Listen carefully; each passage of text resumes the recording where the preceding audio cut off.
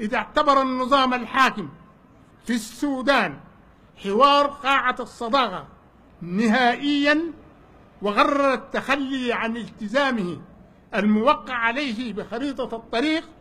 فإن القوة السياسية التي التزمت معه بخريطة الطريق سوف تتخذ وسيلة نضالية سلمية أخرى عبر الخطوات الآتية: الالتزام بيوم 1/1/2017 للاعتصامات داخل وخارج السودان. حوار تاني ما في، لا حوار جوا لا حوار برا، لا عندنا تفاوض مع ناس شارين سلاح عشان نرجعهم، لكن حوار انقفل والوثيقة الآن موجودة، الخانة موجودة، خانات موجودة، أي زول داير يجي حيجي ينضم ويبصم على الوثيقة اللي أجمع عليها للسودان في حوارنا الوطني، حوار المجتمع داخل السودان.